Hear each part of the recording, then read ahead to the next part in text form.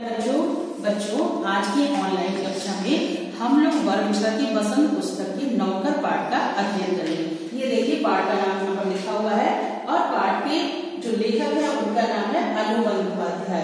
तो आज हम इसी पाठ का अध्ययन करेंगे। अब बच्चों शीर्षक देख के आपके दिमाग में आ रहा होगा कि नौकर जो शब्द है या नौकर वही होते हैं जो बहुत कमजोर होते हैं या गरीब होते हैं और जो दूसरों की सेवा करते हैं। लेकिन बच्चों आज जब हम इस पाठ को पढ़ेंगे तो आपकी समझ में आ जाएगा कि नौकर का अर्थ सिर्फ इतना ही नहीं होता है। आज पाठ में हम राष्ट्रपिता महात्मा गांधी जी के बहुत सारी बातों को जानेंगे कि उनका व्यवहार कैसा था, कैसे उनके साथ उनके मधुर संबंध होते थे, कैसे वो लोगों की मदद किया करते थे। तो नौकर शब्द का जो शाब्दिक अर्थ होता है बच्चों, उसका अर्थ होता है सेवक, सेवा करने वाला। वो सेवा कोई भी कर सकता है, आप कर सकते हैं, हम कर सकते हैं। और इससे हमारे राष्ट्रपिता महात्मा गांधी भी छूटे नहीं थे। जिस साबरमती आश्रम में रहते थे बच्चों, वहां पर उनके आश्रम में बहुत सारे लोग थे जो कार्य किया करते थे, लोगों की मदद किया करते थे। तो ऐसा नहीं था कि गांधी जी उनकी मदद नहीं करते थे। गांधी जी वो सारे कार्य जो आमतौर पर नौकर चाकर करते हैं उन्हें भी वो करने करते थे। तो पाठ को हम पढ़ते हैं अभी और आपको फिर हम बीच बीच में बताते भी चलेंगे कि गांधी जी कौन कौन से कार्य बहुत अच्छे तरीके से कर लिया करते थे। आश्रम में गांधी कई ऐसे काम भी करते थे जिन्हें आमतौर पर नौकर चाकर करते हैं। जिस जमाने में बैरिस्ट्री से हजारों रुपए कमाते थे, उस समय भी वो प्रतिदिन सुबह अपने हाथ से चक्की पर आटा पीसा करते थे। चक्की चलाने में कस्तूरबा और उनके लड़के भी हाथ बटाते थे। इस प्रकार घर में रोटी बनाने के लिए महीन या मोटा आटा वे खुद पीस लेते थे।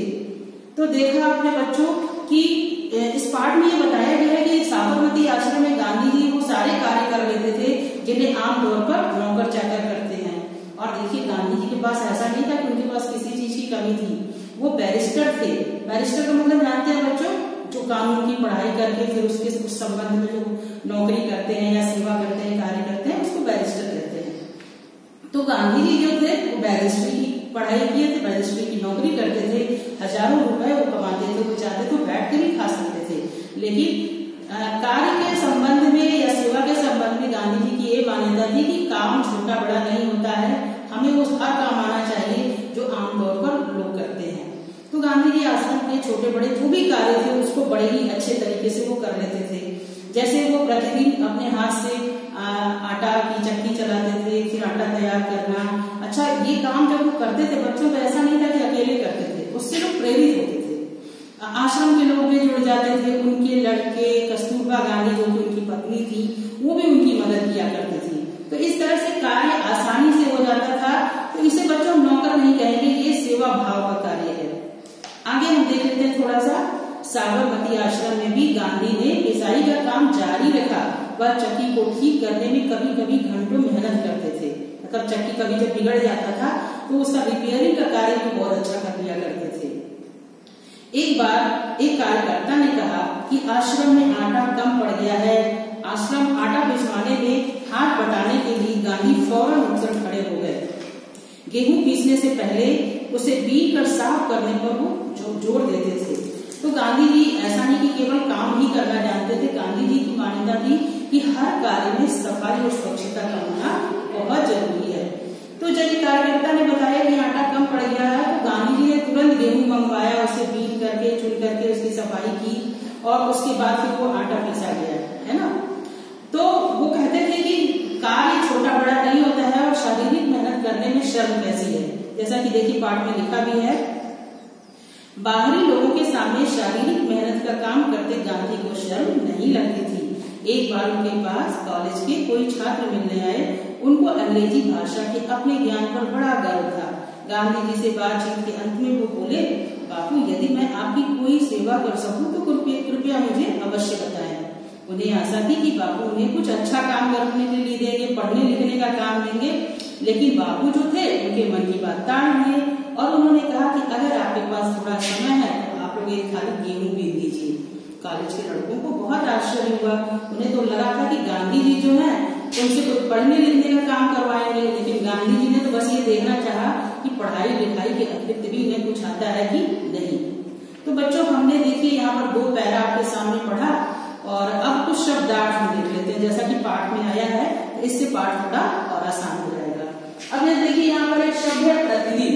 प्रतिदिन का अर्थ क्या होता है? रोज, है ना, हमेशा।